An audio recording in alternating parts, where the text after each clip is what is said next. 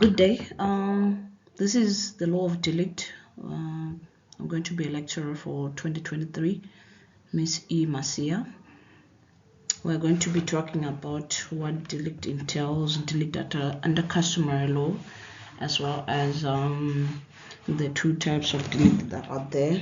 We have the equivalent action as and the actual inuriarum. Wrongs for substance as well as wrong for personality. So, what is delict?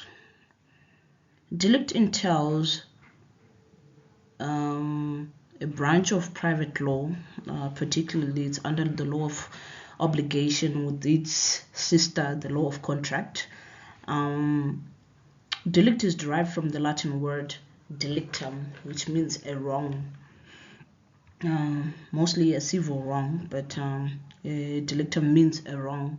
In England and America, a delict is referred to as a tort, derived from the Latin words tortum, meaning twisted or wrong, right? So a delict is a civil wrong distinguished from a breach of contract, a wrong distinguished from a crime. What makes delict difficult to define is because there are a lot of interlaps or various overlaps that happen between the law of delict, the law of contract, as well as the law, as well as criminal law. And because of that, there are really two definitions of delict that try to define delict by making it separate from the breach of contract or the law of criminal law. So, delict is a civil wrong to an individual for which damages can be claimed for compensation and for which redress is not usually dependent on prior contractual undertaking to refrain from causing harm. So this first definition is trying to differentiate delict from the law of contract. So you're saying that a delict is a general obligation that people have. It does not stem from any contract that was entered into by two individuals. This is a general obligation that people in society have for them. Delict is saying that we are all obliged to act in a way that does not harm others, be it intentionally or negligently. So delict is trying to regulate human conduct in society, and saying that in your day-to-day lives you should not make it a habit for you to constantly be causing harm to others. So that is what delict is all about. It is not based on any contract that we have had unwritten or not. It's just a general obligation or duty that people have. And then another definition comes in and says it is an unlawful, blameworthy act or omission which causes damage to a person or his or her property or injury to personality, and for which a civil wrong for remedy for recovery of damages is available. So this one is trying to define delict separate from crimes. So this is now saying that the wrong or the blameworthy act, it causes damages to another person, and civil remedies are compensated for, right, are available. So this is different because for a crime now, this is a public law entity, and it is the state that applies criminal remedies there. So in terms of an obligation ex delicto, the wrongdoer has a personal duty to compensate the victim for the harm done, and vis-a-vis, the victim has a personal right, us in personam, to claim reparation of harm done from the wrongdoer. So this is the general basis for delict. A person that has been wronged should claim from the person that has wronged them. Purpose for delict. Why is it in the delict is there in the first place? To afford a civil remedy, usually by way of compensation for wrongful conduct that has caused harm to others. So that's what I said before. It places a general duty on all to harm others, not to harm others.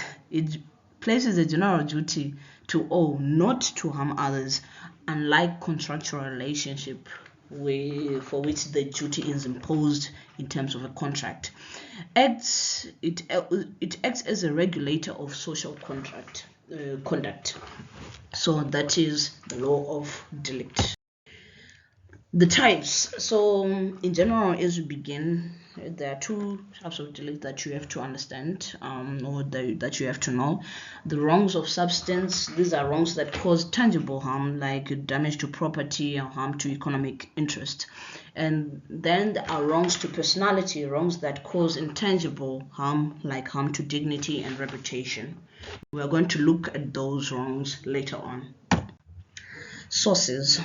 The source for the law of delict is that it is based largely on Roman law as received and developed in Holland. Holland, if you know your historical background for law, Holland is where Dutch law exists. So it's the law of delict is Roman law fused with Dutch law and further developed in Southern Africa. It has been heavily influenced by South African law.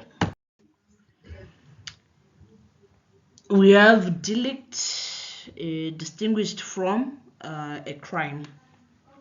So I said before, if you want to start all fancy and stuff, we have crimen and delictum. Crimen, that's where law, the criminal law comes in.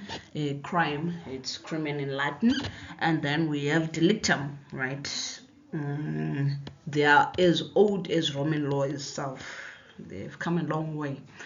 A crime is against public interest, and a delict is a wrong against an individual. Thus, the antisocial element of a conduct is not serious enough to warrant imposition of criminal punishment. So usually delictual actions, they're not as serious to an extent as to force society to say no, this requires a criminal punishment, to force society to impose a duty on the state to say you have to punish this crime. Usually delictual elements are really not as severe as some crimes out there. So we have crime is different from delict because the main objective is to punish the offender, and in delict it is just to recover compensation for the harm done. In delict we are trying to put the victim in their original position prior to the harm that they have been caused. We are trying to reinstitute the victim, saying, okay, someone has damaged your house. In delict, we want to claim damages so that you can be in a position where you were before that damage was done. So that is the main basis for delict. Now, only delicts, there are certain delictual actions that are only available in delict, like actions for seduction and adultery. However, there are also some which overlap, some actions that overlap. For example, assault, it is a crime that we know under law, but you can also claim damages or delict for assault. Negligent driving resulting in collision with another car that's driving under the influence, it's a crime, but it also claim delict. You can also claim delict for that and claim damages for it. Delict differentiated from the breach of contract, though both are a form of unlawful conduct. They are different as seen from the table.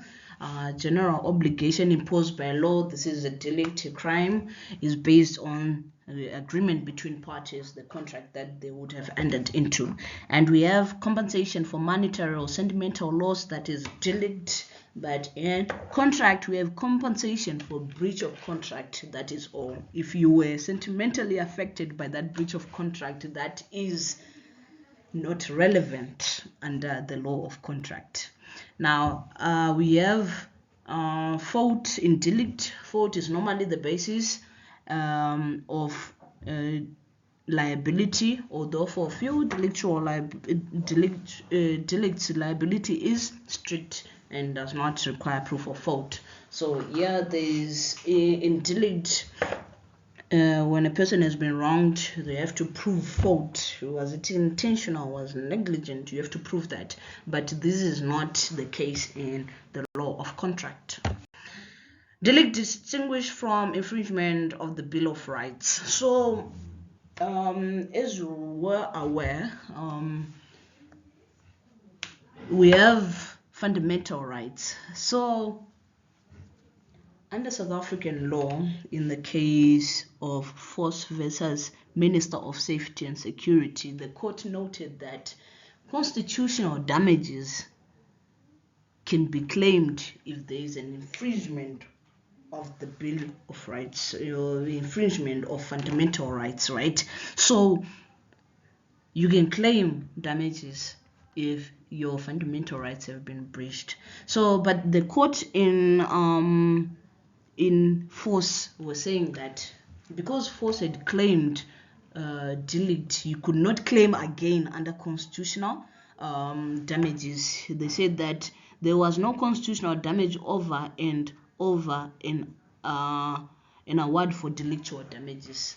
He had already claimed delictual damages, so you could not now claim again for constitutional damages. It would have been a double claim, which was not to them. It was not right.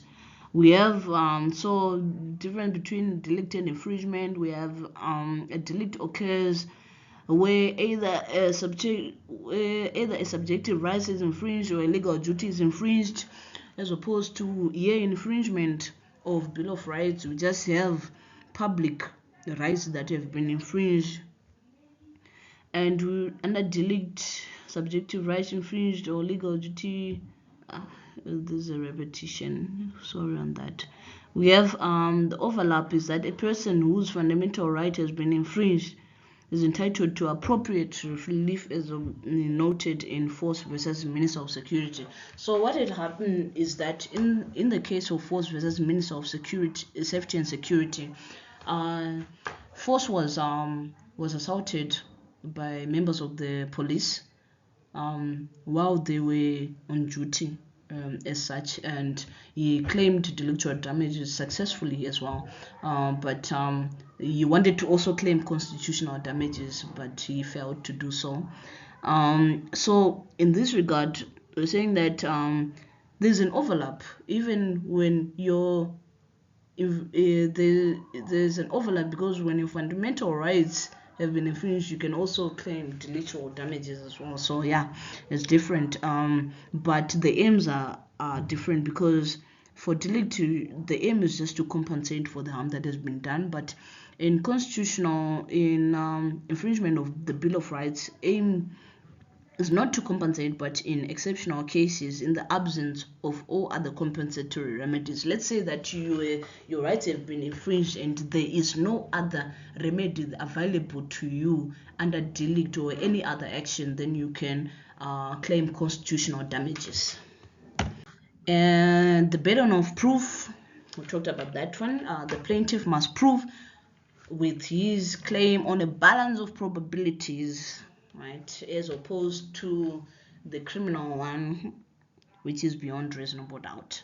So it is you claim your action for delict on a balance of probabilities. Where the defendant relies on a defense, he must prove on a balance of probabilities as well. So the defendant must also prove his defense on a balance of probabilities. Foundation stones for the law of delict.